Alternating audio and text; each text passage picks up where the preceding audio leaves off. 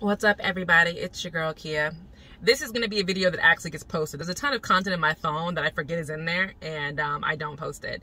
But you can tell by the title, we are going to talk about the secrets of Playboy and that only black men commit assaults.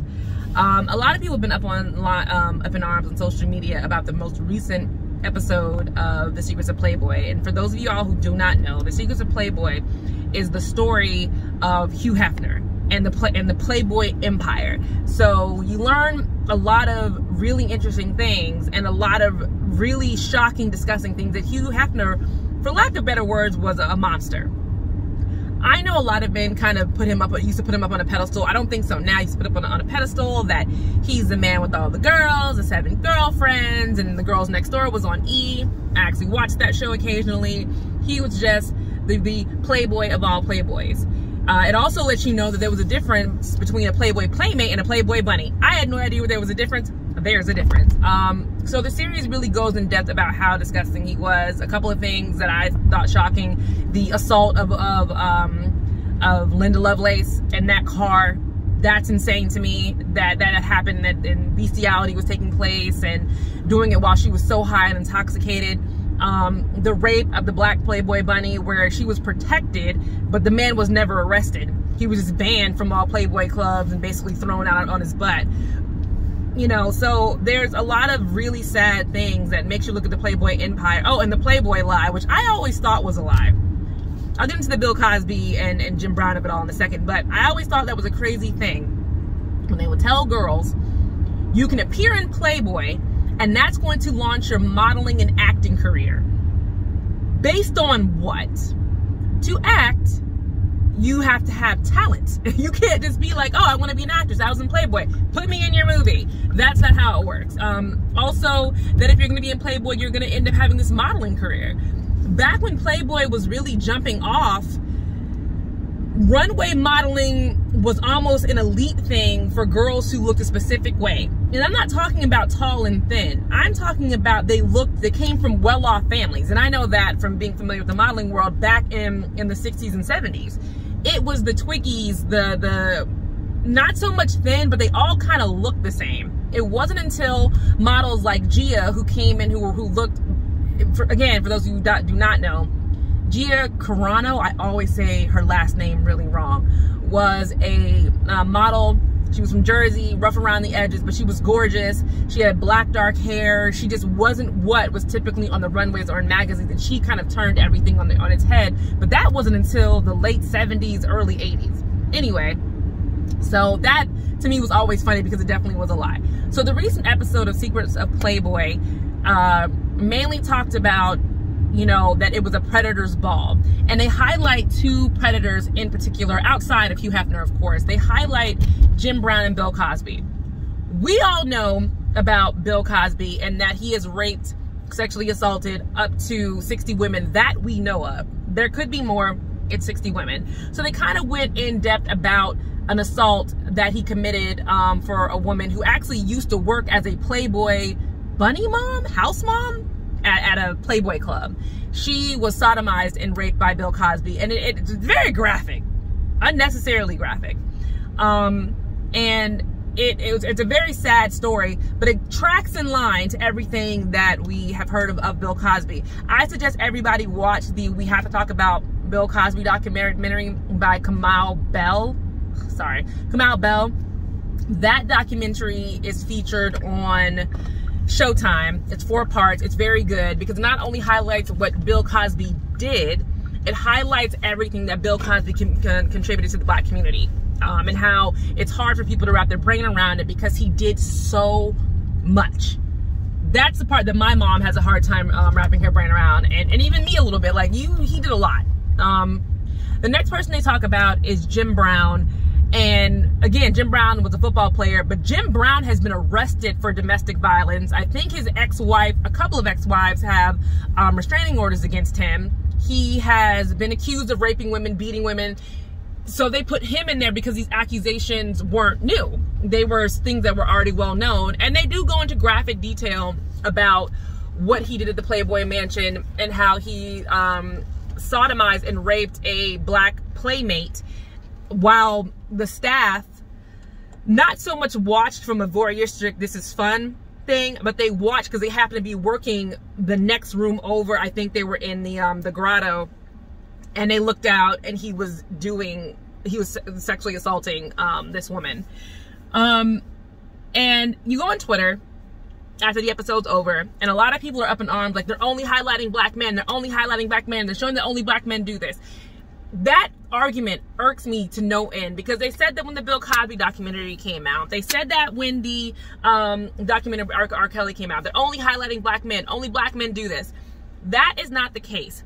And what I need black people to do is to stop only watching black news outlets, only watching black social media, and actually look at things outside of it. If you did, you would know, for example, in the show, Roman Polanski is mentioned. The woman he raped is actually talking in the film. He, in the film, admits that he assaulted a 13-year-old girl and kind of brushes it off like she was 13. You know, it's not that big of a deal, blah, blah, blah. What ended up happening in Roman Polanski's case is that it was discovered that he had sexually assaulted multiple women in the United States and in Europe. He fled to France when he was out on bail, and he is not allowed anywhere. He has never left France because he's wanted by Interpol. If you want to know who Interpol is, basically international FBI. He's wanted on multiple warrants of sexual assault. They also mentioned Tony Curtis, Richard Dawson. The whole thing is about Hugh Hefner. They mentioned Jim Belushi. All these men are mentioned. But also, all these men also have other major documentaries, and the series isn't over yet. I'm waiting to see what the Harvey Weinstein of it all is, as that will come out in other episodes. But people always say, well, you know, where's a documentary about Harvey Weinstein? Well, there are 5 documentaries about Harvey Weinstein. There are 227 news reports about Harvey Weinstein. This was covered immensely. And I guess if you don't watch the Today Show, read the New York Times, if you don't go on peoplemagazine.com, if you didn't watch his trial, you would think, oh, they just all keep it quiet because they're white. No, that is what's happening with white men who are predators. Matt Lauer, that was absolutely not kept quiet. They're not documentaries about Matt Lauer because nobody wants to go on the record, because, you know, they work in the news world, and the news world can be a little, it can be iffy, for lack of better words. But his career was destroyed, and it was all over the news for weeks and weeks. I mean, he was fired from the Today Show, and they talked about it going into it. Charlie Rose, he's not mentioned in Playboy, but there's also multiple news stories about him. Kevin Spacey, also multiple news stories about him. The Fox News, Roger Ailes.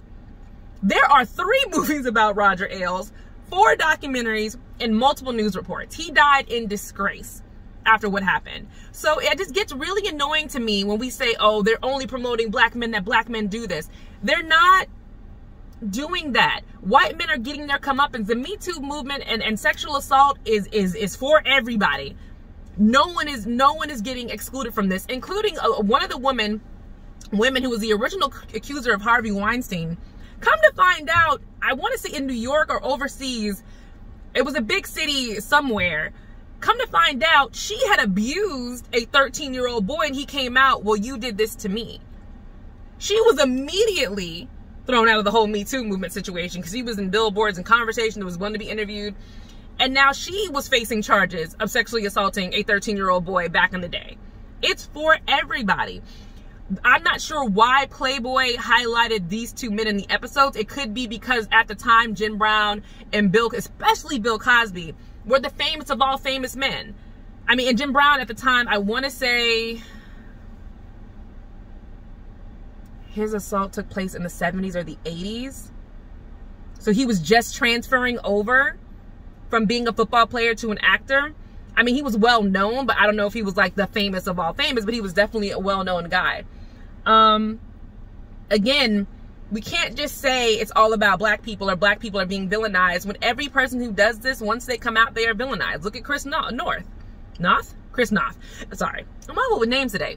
Chris Noth was the Sex and the City, Mr. Big, everything. He came out with 3 women who claimed that they sexually assaulted him or sexually assaulted them. And now he's been fired from everything. There's no documentaries yet because everything is still coming out and they're trying to figure out what case, if he's going to be charged with anything. But again, he got called out. Social media, news articles, TV, fired from everything. this is what's happening. It's not just black men that are getting villainized. Now, if you feel like that, then that's a personal feeling, but it's not reality. And again, this is just my opinion. Since the Me Too movement has started, since the R. Kelly documentary, it just doesn't seem like it's just black men, but in certain people's eyes, it looks like it's just black men. And it's not. So, if I'm wrong, drop them in the comments and let me know. Let's get the conversation started. Maybe I'm missing something, and maybe I'm just the person who, if you guys want me to post different articles about who's done what or where these documentaries about Harvey Weinstein is. Harvey Weinstein documentaries are pretty easy. Most of them are on Hulu. The other one is pretty easy is Roger Ailes. He's got one on HBO and on Bombshells is on HBO and Peacock. And then the Roger Ailes TV show series was on Showtime. It was actually really good. It's really put together information. So if you just don't know, you don't know. I'm happy to inform. So that's it. Drop down in my comments. Let me know. I look forward to seeing you next time. Like and subscribe to this channel because I'm trying to come back with more content. I promise to do better. See you guys next time. Bye.